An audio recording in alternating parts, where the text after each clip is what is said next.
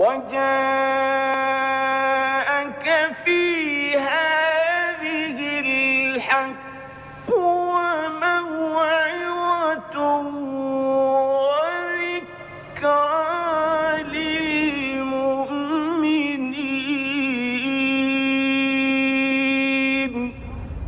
We want to think about God.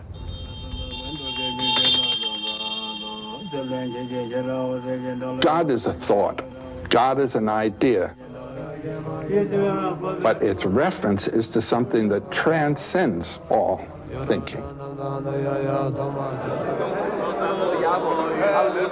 I mean, he's beyond being, beyond the category of being and non-being. Is he or is he not? Neither is nor is not.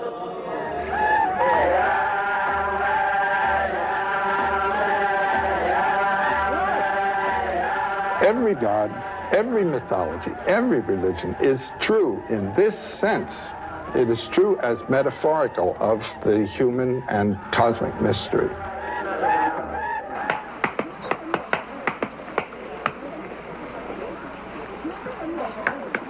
He who thinks he knows doesn't know. He who knows that he doesn't know, knows.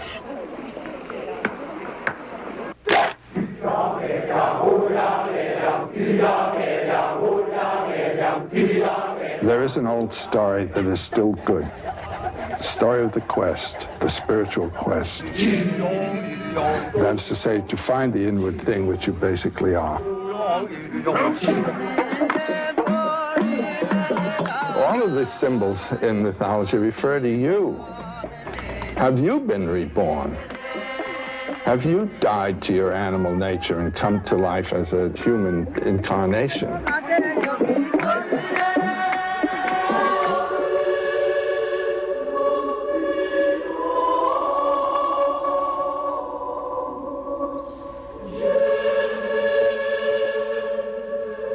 You are God in your deepest identity.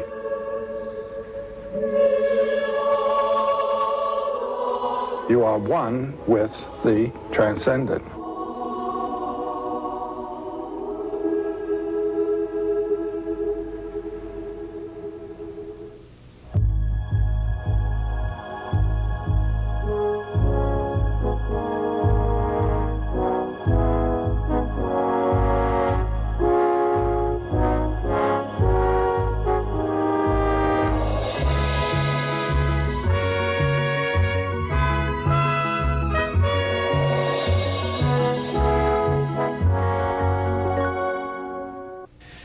The images of God are many. Joseph Campbell called them the masks of eternity and said they both cover and reveal the face of glory. All our names and images for God are masks, Campbell said. They signify that ultimate reality, which by definition transcends language and art. A myth is a mask of God too, a metaphor for what lies behind the visible world. As teacher, scholar, and writer, Joseph Campbell spent his life in the study of comparative religion. He wanted to know what it means that God assumes such different masks in different cultures. We go east of Suez and see people dancing before a bewildering array of fantastic gods. When those people come here, well, Campbell told the story of the young Hindu who called on him in New York and said, "When I visit a foreign country, I like to acquaint myself with its religion. So I've bought myself a Bible, and for some months now I've been reading it from the beginning. But you know, I can't find any religion in it." Campbell, who became president of the American Society for the Study of Religion, was at home in the sacred scriptures of all the world's great faiths. He found comparable stories in them, stories of creation, of virgin births, incarnations, death and resurrection, second comings, judgment days. Quoting one of his favorite Hindu scriptures, which he translated from the Sanskrit, he concluded that truth is one. The sages speak of it by many names. Joseph Campbell began his journey into this literature of the spirit after his imagination was excited by a visit to the Museum of Natural History in New York when he was just a boy. We met there a few months before his death and talked through a long evening about the masks of eternity. Is there something in common in every culture that creates this need for God? Well, I think anyone who has an experience of mystery at all knows that there is a dimension, let's say, of the universe that is not that which is available to his senses. There's a wonderful saying in one of the Upanishads, when before a sunset or a mountain and the beauty of this or of that, you pause and say, ah, that is participation in divinity. And I think that's what it is. It's the realization of wonder and also the experience of tremendous power, which people, of course, living in the world of nature are experiencing all the time. You know, there's something there that's much bigger than the human dimension. And our way of thinking in the West largely is that God is the source of the energy. The way in most Oriental thinking, and I think in most what we call primitive thinking also, is that God is a manifestation of the energy, not its source. That God is the vehicle of the energy. And the level of energy that is involved or represented determines the character of the God. There are gods of violence, there are gods of compassion, there are gods that unite the two, there are gods that are the protectors of kings in their war campaigns. These are personifications of the energy that's in play. And what the source of the energy is, what's the source of the energy of these lights around us? I mean, this is a total mystery. Doesn't this make of faith and anarchy a sort of continuing war among principalities? As life is, yes. I mean, even in your mind, when it comes to do anything, there will be a war, a decision as to priorities, what you're to do now. Or in relationship to other people, there will be 4 or 5 possibilities of my way of action.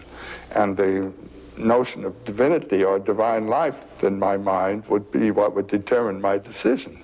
And if it were rather crude, it would be a rather crude decision. But is divinity just what we think? Yes. What does that do to faith?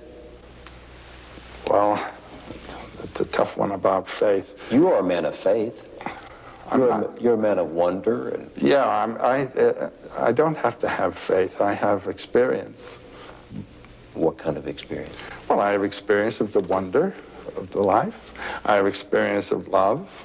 I have experience of hatred and malice. I like to punch the guy's jaw. And I admit this. But those are different divinities. I mean, from the point of view of a symbolic imaging, those are different images operating in me. For instance, when I was a little boy and was being brought up a Roman Catholic, I was told I had a guardian angel on my right side and a tempting devil on my left. And when it came to making a decision of what I would do, the decision would depend on which one had most influence on me. And I must say that in my boyhood, and I think also in the people who were teaching me, they actually concretized those thoughts. They did what? It was an angel. That angel is a fact, and the devil is a fact. Do you see? Otherwise, one thinks of them as metaphors for the energies that are afflicting and guiding you. And those energies come from?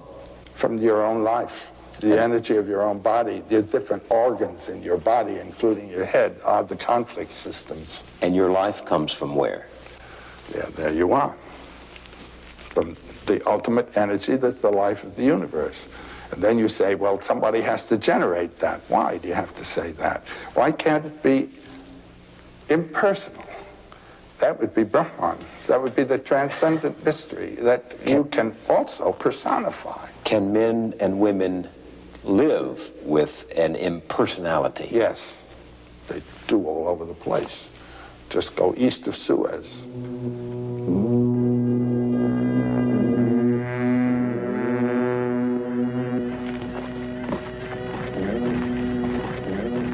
In the East, the gods are much more elemental. Elemental? Elemental, less human and more like the powers of nature.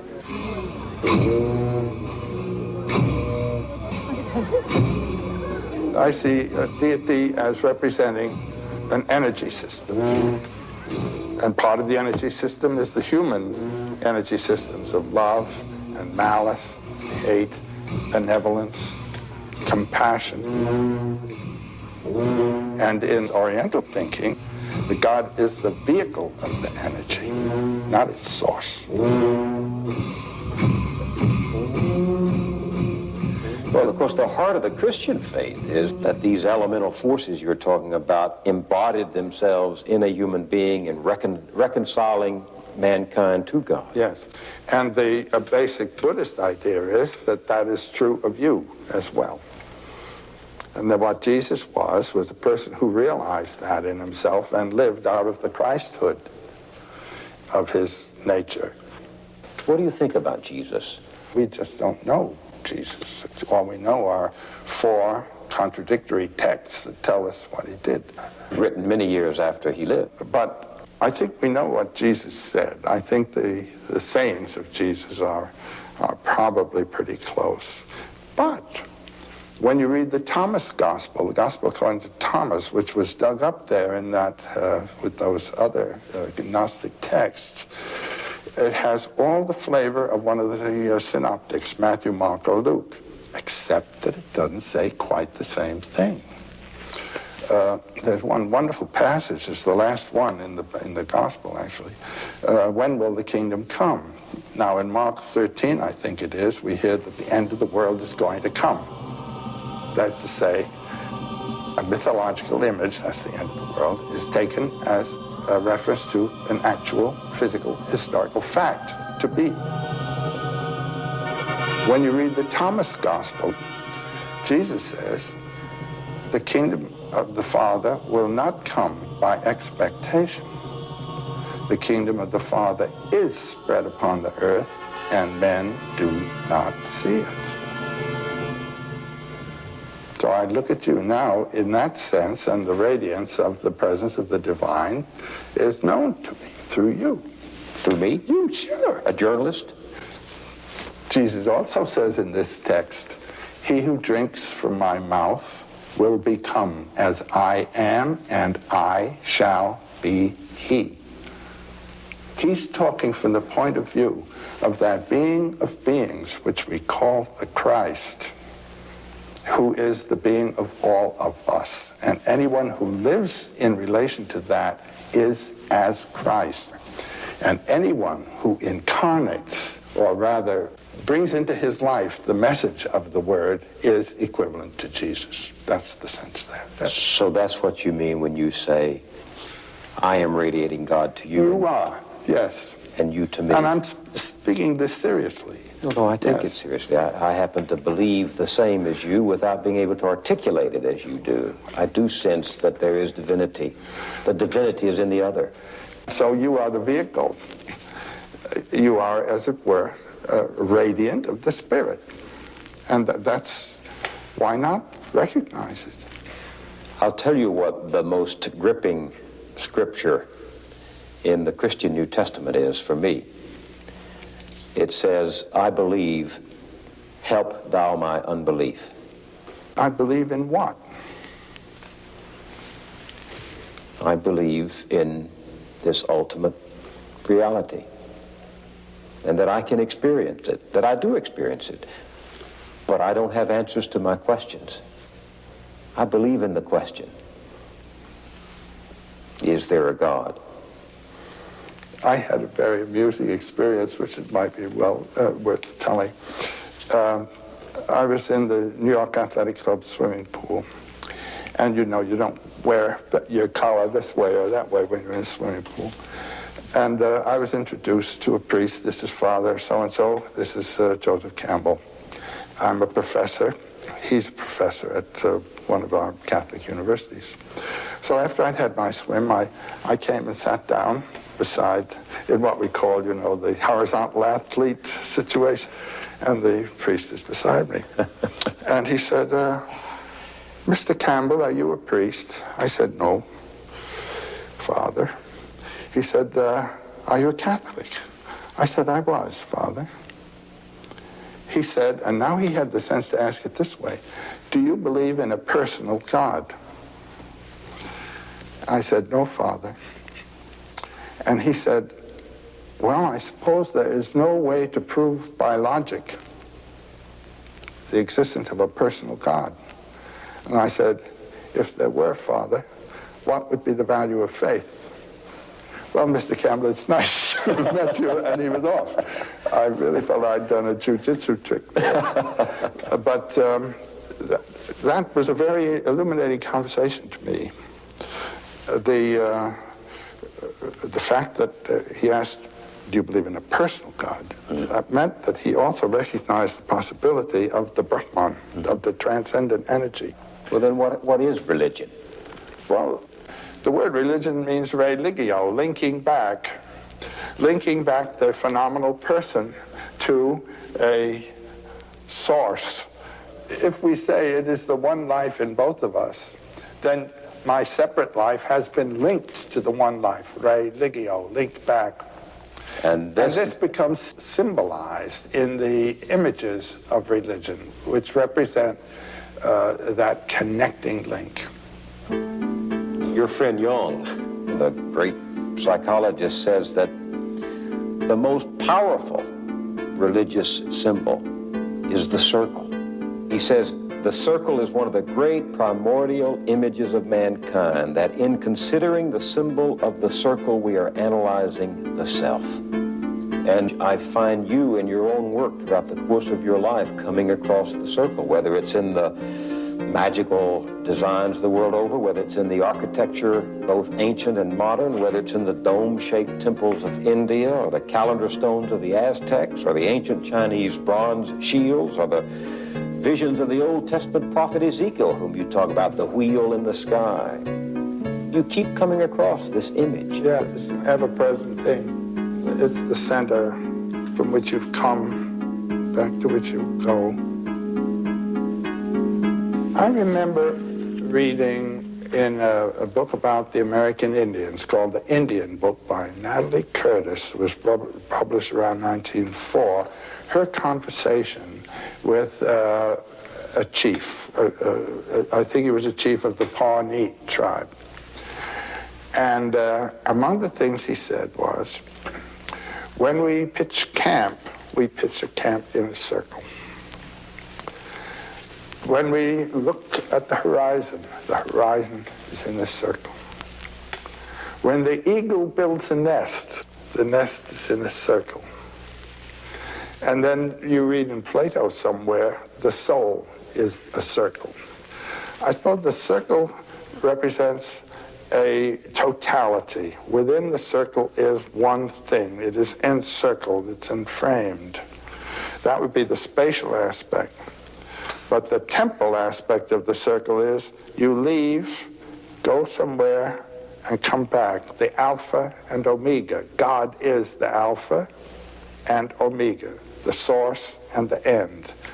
Somehow the circle suggests immediately an completed totality, whether in time or in space. No beginning, no end. Well, round and round and round. The year. Well, this is November again, you know, and we're about to have Thanksgiving again. We're about to have Christmas again. And then not only the year, but the month, the moon cycle, and the day, the cycle. And this is, we're reminded of this when we look on our watch and see the cycle of time. It's the same hour, but another day, and all that sort of thing. Why do you suppose the circle became so universally symbolic? Well, because it's experienced all the time. Experience it in the day and the year, just as we've said, and you experience it in leaving home, going on your adventure, hunting, or whatever it may be, and coming back to home. And then there's a deeper one also, that mystery of the womb and the tomb. when people are buried, it's for rebirth. I mean, that's the origin of the burial idea. You're put back into the womb of Mother Earth for rebirth. And Jung kept returning to that theme of the circle as being the sort of universal symbol. Well, Jung used it as a pedagogical device, actually, what he called the mandala. This was actually a Hindu term for a sacred circle. Here is one of the pictures. That's a very elaborate mandala. You have the deity, the center, with the power source, the illumination source, and these are the manifestations or aspects of its radiance. But in working out a mandala for oneself, what one does is draw a circle and then think of the different impulse systems in your life, the different value systems in your life, and try then to compose them and find what a center is. It's a kind of discipline for pulling all those scattered aspects of your life together, finding a center and ordering yourself to it. So you're trying to coordinate your circle with the universal circle. To be at the center. At the center. The Navajo have that wonderful image of what they call the pollen path. And when you realize what pollen is, it's the life source. And it's a single path at the center. And then they will say, you know, beauty before me, beauty behind me, beauty to the right of me, beauty to the left of me, beauty above me, beauty below me. I'm on the pollen path.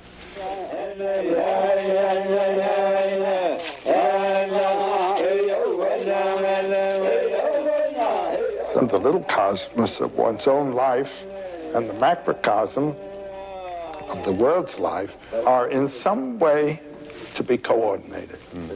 Well, for instance, among the Navajo Indians, healing ceremonies were conducted by way of sand paintings, which are mostly mandalas, on the ground, and then the person who is to be treated moves into the mandala. There will be a mythological context that he will be identifying with, and he identifies himself with that power. And this idea of sand painting with mandalas and used for meditation purposes appears also in Tibet. In the great tantric monasteries outside of Lhasa, for instance, Gyuto, they practiced sand painting, cosmic images and so forth, indicating the forces of the spiritual powers that operate in our lives. Now, what do you make of that in two very different cultures, the same imagery emerges? Yes. Well, there are only two ways to explain it, and one is by diffusion, that an influence came from there to here, and the other is by separate development. And when you have the idea of separate development, this speaks for certain powers in the psyche which are common to all mankind. Otherwise, you couldn't have, and to the detail, the correspondences can be identified. It's astonishing when one studies these things in depth, the degree to which the agreements go between totally separated cultures. Which says something about the commonality of the species, doesn't it? Well, yes. That was Carl Jung's idea, which he calls the archetypes of the collective unconscious. What do you mean by archetype? An archetype is a constant form, a basic fundamental form which appears in the works of that person over there and this person over here without connection. And they are expressions of the structure of the human psyche. So if you find in a variety of cultures, each one telling the story of creation, or the story of a virgin birth, or the story of a Savior who comes and dies and is resurrected, you're saying something about what is inside us and the need to understand. That's right. one can say that the images of myth are reflections of spiritual and depth potentialities of every one of us. And that through contemplating those, we evoke those powers in our own lives to operate through ourselves. There was a very important anthropologist, he's the one with whom my works begin, you might say, my studies, Bastian in Germany, end of the last century and first part of this.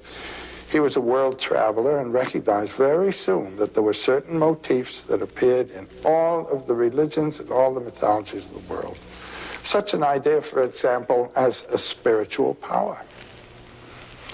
That's an archetypal image that appears everywhere. And he called these elementary ideas. But they appear in very different forms in different provinces and at different times. And those different forms or costumes he called ethnic or folk ideas. But within the ethnic idea is the elementary idea. And it is those elementary ideas that Carl Jung then began studying and called archetypes of the unconscious. When you say elementary idea, they seem to come from up here. When you say archetypes of the unconscious, they come from up here. And they appear in our dreams as well as in the myths. So when one scripture talks about being made in his image, in God's image, it's being created with certain qualities that every human being possesses, no matter what that person's religion or culture or geography or heritage. God would be the ultimate elementary idea of man. The primal need. And we are all made in the image of God, okay? So that is the ultimate elementary idea or archetype of man. I feel stronger in my own faith, knowing that others had the same yearnings and were seeking for the same images to try to express an experience that couldn't be costumed in ordinary human language. I mean, That's right. I feel much more kinship with all those who follow other ways, because this is why clowns are good in religions, because they showed that the image is not a fact, but it's a reflex of some kind. So does this help explain the trickster gods that show up? Very much that, yes. Some of the best trickster stories are associated with our American Indian tales. Now, these figures are clown-like figures, and yet they are the creator god at the same time very often. And this makes the point, I am not the ultimate image, I am transparent to something through me, through my funny form, and mocking it and turning it into a grotesque action. You really get the sense which, if I had been a big sober presence, you get stuck with the image. There's a wonderful story in some African tradition of the god who's walking down the road, and the god has on a hat that is colored red on one side and blue on the other side. So when the farmers in the field, go into the village in the evening, they said, "Did you see that fellow, that god with the blue hat?" And the others said, "No, he had a red hat on," and they get into a fight. He even makes it worse by first walking along this direction, then turning around, turning his hat around so that again, it'll be red and black or whatever it is. And then when these two chaps fight and are brought before the king or chief for judgment, this fellow appears and he says, "It's my fault, I did it. Spreading strife is my greatest joy." And there's a truth in that. There sure is, yes. Which is? No matter what system of thought you have, it can't possibly include boundless life. And when you think everything's just that way, trickster comes in, it all blows, and you get the becoming thing again. Now, Jung has a wonderful saying somewhere. Religion is a defense against a religious experience. Well, you have to explain that. Well, that means it has reduced the whole thing to concepts and ideas. And having the concept and idea short circuits the transcendent experience. The experience of deep mystery is what one has to regard as the the ultimate religious experience. Well, there are many Christians who believe that to find out who Jesus is, you have to go past the Christian faith, past the Christian doctrine, past the Christian church. And I know that's heresy to a lot of people. But Well, you have to go past the image of Jesus. The image of God becomes the final obstruction. Your God is your ultimate barrier. This is basic Hinduism, basic Buddhism.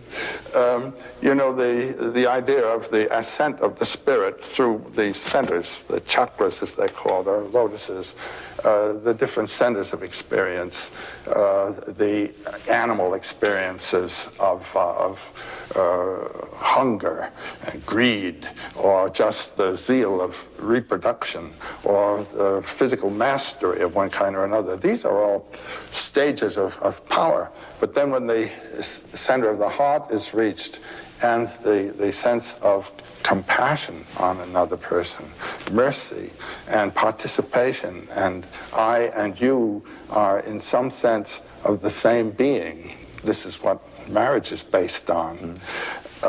There's a whole new stage of life experience opens up with the opening of the heart. And this is what's called the virgin birth, actually, the birth of a spiritual life in what formerly was simply a human animal, living for the animal aims of health, progeny, wealth, and a little fun. But now you come to something else, to participate in this sense of accord with another, or accord with some principle that has lodged in your mind as a good to be identified with. Then a whole new life comes, and this is, in Oriental thinking, the awakening of the religious experience. And then this can go on even to the quest for the experience of the ultimate mystery. Now, this ultimate mystery can be experienced in two senses. One, without form, and the other with form. And in this Oriental thinking, you experience God with form here. This is heaven. That's the identification with your own being, because that which God refers to is the ultimate mystery of being, which is the mystery of your being as well as of the world. So this is it. how do you explain what the psychologist Maslow calls peak experiences and what your friend James Joyce called epiphanies? I love that word, epiphany. Oh, well, they're not quite the same. I But, know. The peak experience, it refers to actual moments of your life when you feel that this has told you something. Something has come through in your experience of your relationship to the harmony of being. It can come, my peak experiences, I mean, the ones that I knew were peak experiences after I had them all came in athletics. Which was the Everest of your experience? Yeah, well... Which one was it? Was when you were running at Columbia? Yes, of course. And I ran a couple of races that were just beautiful. And the whole race, I knew I was going to win, and there was no reason for me to know I was going to win because I was touched off anchor in a relay with the first man 30 yards ahead of me. And I just knew it was the peak experience. Nobody could beat me today. That's a kind of being in full form and really doing it. I don't think I've ever done anything in my life as competently as I ran those two races. And those, consequently, were the experience of really being at my full and doing perfect job. I don't think I've ever had anything like that that I really came up to anything quite that way. Do you think you, Joseph Campbell, it has to be physical? No, but it can be a peak experience. There are other kinds of peak experiences which I know were superior to those, but those are the ones that, when I read Maslow and read the peak experience, I just know that those were peak experiences. What about James Joyce's epiphanies? Now, that's another thing. This has to do with the aesthetic experience. Joyce's formula for the aesthetic experience is that it does not move you to want to possess the object. That he calls pornography. Nor does it move you to criticize and reject the object. That he calls didactic, social criticism in art and all that kind of thing.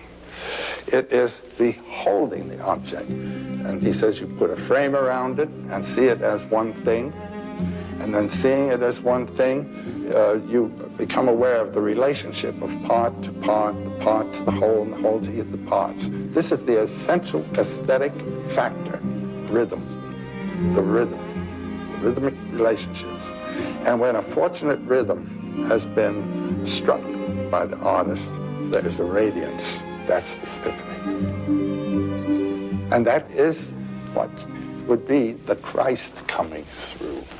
Do you understand what I'm saying? The face of the saint beholding God. And it doesn't matter who it is. I mean, you could take someone who you would think of as being a monster. That is an ethical judgment on the life. And this is transcendent of ethics, no didactic here. See, that's where I would disagree with you, because it seems to me in order to experience the epiphany, that which you behold but do not want to possess must be beautiful in some way. And a moment ago when you talked about your peak experience, running, you said it was beautiful. Yeah. Beautiful is an aesthetic word. That's right. And how can you behold a monster? I tell you, there's another emotion associated with art, which is not of the beautiful, but of the sublime. And what we call monsters can be seen as sublime. And they represent powers too great for the mere forms of life to survive. Prodigious expanse of space is sublime. This is the thing that the Buddhists know how to achieve in their temples. Particularly when I was in Kyoto, I was there for 7 glorious months. In Japan. Yeah, visiting some of the temple gardens. They are so designed that you're experiencing something here, and then you break past the screen and a whole new horizon opens out. And somehow with the diminishment of your own ego, the consciousness expands. This is the experience of the sublime. Another experience of the sublime is not of tremendous space, but of tremendous energy and power. And I have known a couple of people who were in Central Europe during the saturation bombings that were conducted over those cities. And there is you just have the experience of the sublime there. I once interviewed a veteran of the Second World War, and I was talking to him about his experience at the Battle of the Bulge with the assault of the Germans about to succeed. And I said, well, as you look back on it, what was it? And he said, it was sublime. And so the monster comes through there.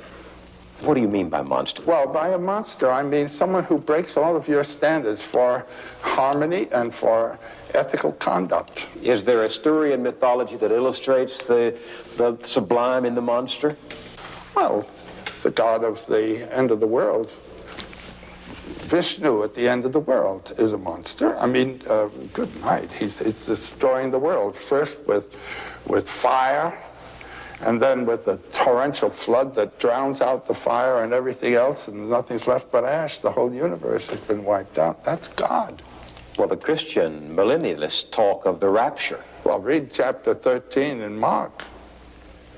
Which says? That's the end of the world.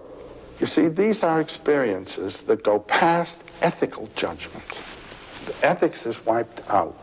Our religions, with the accent on the human, as I mentioned a little while ago, also stress the ethical. Yeah. God is good. God is horrific. The end of the world. There's an Arab saying that I read somewhere in the Arabian Nights of the angel of death. When the angel of death comes, it is terrible. When he has reached you, it is bliss. Now, in the Buddhist systems, particularly as we get them from Tibet, the Buddhas appear in 2 aspects. There's the peaceful aspect, and there is the wrathful aspect of the deity. Now, if you're clinging to your ego and its little world and hanging on, and the deity wants to open you, the wrathful aspect comes. It seems to you terrible. But if you are open, and open enough, then that same deity would be experienced as bliss. Well, Jesus talked bringing a sword, and I don't believe he meant that in terms of using it against your fellow, but he meant it in terms of opening the ego. I came to cut you free from the binding ego of your own self-centeredness. This is what's known in Sanskrit as viveka, discrimination. And there is a Buddha figure called Manjushri, who's shown with a flaming sword over his head. Yes. And what is the sword for?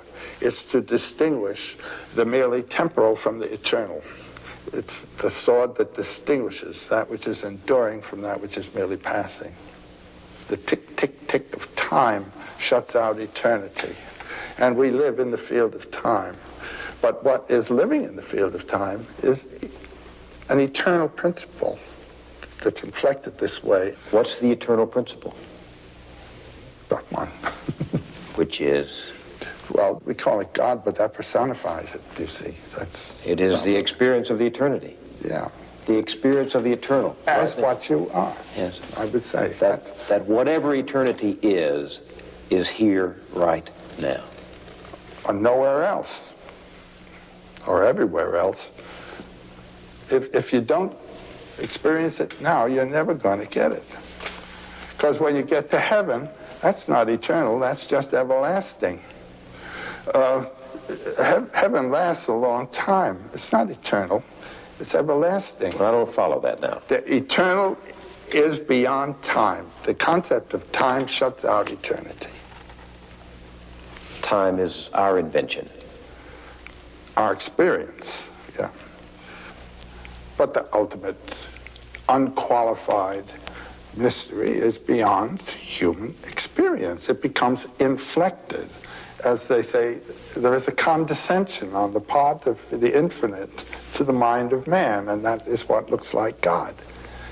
So whatever it is we experience, we have to express in language that is just not up to the occasion. That's it. It's That's inadequate. what poetry's for. Poetry is a language that has to be penetrated. It doesn't shut you off. It opens. It's the rhythm, the precise choice of words that will have implications and suggestions that go past the word is what has to happen. And then you get what Joyce calls the radiance, the epiphany. The epiphany is the showing through of the essence. What Aquinas called the quidditas, the whatness. The whatness is the Brahman. Why do you think it is there is in so many people this deep yearning to live forever, to secure my place in heaven? When you realize what heaven is, in the works of such a person as Thomas Aquinas, it is the beholding of the beatific image of God, which is a timeless moment. You know, time explodes. So again, eternity is not something everlasting. And you can have it right here now in your relationships. I've lost a lot of friends, and my parents and all. And a realization that has come to me very, very keenly is that I haven't lost them. That that moment when I was with them had an everlasting quality about it that is now still with me. What it gave me is still with me. And there's a kind of intimation of immortality in that. Do you see what I mean? Now, there's a wonderful work of Schopenhauer's. He says, when you reach a certain age, and he wrote this when he was, say, in his 60s or so, and look back over your life, it seems to have had an order. It seems to have had been composed by someone. And those events that when they occurred seemed merely accidental and occasional and just something that happened, turn out to be the main elements in a in a consistent plot. So he says, who composed this plot? And he said, and just as your dreams are composed by an aspect of yourself of which your consciousness is unaware, so your whole life has been composed by the will within you. And then he says, just as those people whom you met by chance became effective agents in the structuring of your life, so you have been an agent in the structuring of other lives. And the whole thing gears together like one big symphony, he says, everything influencing and structuring everything else. And he said, it's as though our lives were the dream of a single dreamer in which all the dream characters are dreaming too, and so everything links to everything else, moved out of the will in nature. It's a beautiful idea. It's an idea that occurs in India in the image of what's called the net of Indra, or the net of gems. It's a net of gems where every gem reflects all the other ones. And they also have the idea of a spontaneous and simultaneous arising. Everything arises in relation to everything else, and so you can't blame anybody for anything. It's all working around. It's a marvelous idea. It's as though there were an intention behind it, and yet it all is by chance. None of us has lived the life that he intended. And yet, we all have lived a life that had a purpose. Do you believe that? I don't believe life has a real purpose. I mean, when you really see what life is, it's a lot of protoplasm with an urge to reproduce and continue in being. Not true. That's not true. Well, now, wait a minute. Just sheer life can't be said to have a purpose, because look at all the different purposes it has all over the lot. But each incarnation, you might say, has a potentiality, and the function of life is to live that potentiality. Well, how do you do it? Well, again, when my students would ask, you know, should I do this, should I do that? Dad says I should do this, and my answer is follow your bliss. Yeah. There's something inside you that knows you're in the center, that knows you're on the beam, that knows you're off the beam. And if you get off the beam to earn money, you've lost your life. So it is not the destination that counts, it's the journey. Yes. There's a wonderful old man, I think he's still alive in Germany, Karlfried Graf Dürkheim. And he says, when you're on a journey and the end keeps getting further and further away, then you realize that the real end is the journey. It's not bad. This is it. This moment now is the heavenly moment. And I like the idea that Eden was not, Eden will be. Eden is. The kingdom of the Father spread upon the earth, and men do not see it. I mean, Eden is. There's some image of Shiva, the god Shiva, surrounded by circles of flame, rings of fire. That's the dance of the world, the dancer whose dance is the universe. And in this hand, he has a little drum that goes tick, tick, tick. That is the drum of time. The tick of time which shuts out eternity, and we are enclosed in that. In this hand there is a flame which burns away the veil of time and opens us up to eternity. And in his hair is a skull and a new moon, the death and rebirth at the same moment, the moment of becoming. That's a powerful image for any life, not just... Well, the goal of your quest for yourself is to find that burning point in yourself, that becoming thing in yourself, which is fearless and desireless, but just becoming. This is the condition of a warrior going into battle with perfect courage. That's life in movement. A plant growing I think of grass, you know. Every 2 weeks, a chap comes out with a lawnmower and cuts it down. Suppose the grass were to say, well, for Pete's sake, what's the use? It's the coming into being, that's it. And that's the life point in you. And that's what these myths are concerned to communicate to.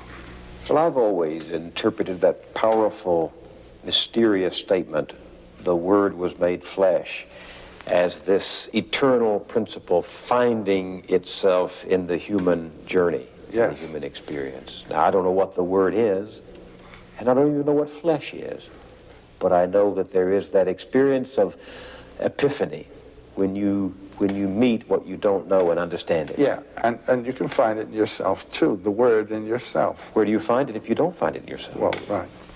Goethe says, all things are metaphors. Alles Vergängliche ist nur ein Gleichnis. Everything that's transitory is but a metaphorical reference. That's what we all are. And to see the Word, we're getting back to that, your radiance that we spoke of before comes out here again now. But how does one worship a metaphor, love a metaphor, die for a metaphor? Well, that's what people are doing all over the place. That's what people are doing all over the place. Dying for metaphors.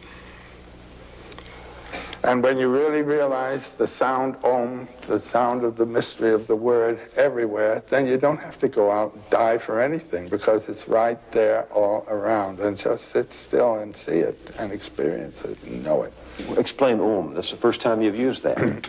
Well, Om is a word that, what can we say, represents to our ears that sound of the energy of the universe, of which all things are manifestations. And Om, it's a wonderful word. It's written A-U-M. You start in the back of the mouth, ah, and then oo, you fill the mouth, and closes at the mouth. And when you pronounce this properly, all vowel sounds are in that pronunciation. And consonants are regarded simply as interruptions of Om. And all words are thus fragments of Om, as all images are fragments of the form of forms of which all things are just reflections. And so Om is a symbol, a symbolic sound that puts you in touch with that throbbing being that is the universe.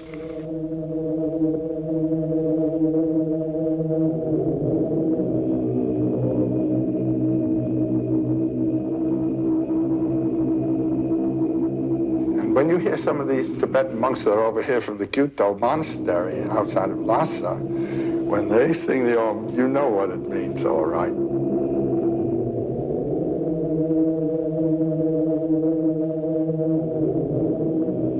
That's the zoom of being in the world.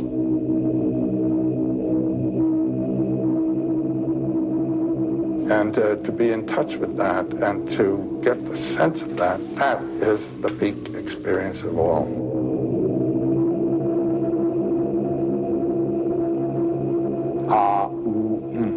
The birth, the coming into being, and the dissolution, the cycle of that. And this is called the four-element syllable. What is the fourth element? Ah, oo, and the silence out of which it comes, and back into which it goes, and which underlies it. Now, my life is the ah, oo, but there is a silence that underlies it, and that is what we would call the immortal. This is the mortal, and that's the immortal, and there wouldn't be this if there weren't that. The meaning is essentially wordless. Yes. Well, words are always qualifications and limitations. And yet, Joe, all we puny human beings are left with is this miserable language, beautiful though it is, that falls short of trying to describe. That's right. And that's why it's a peak experience to break past all that every now and then, to realize, oh, I think so.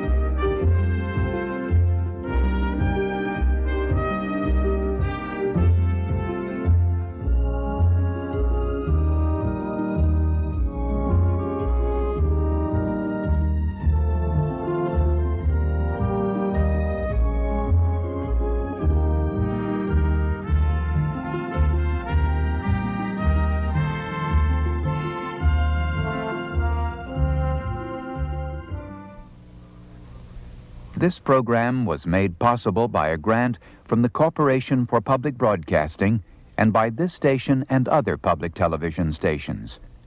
Additional funding was provided by the John D. and Catherine T. MacArthur Foundation.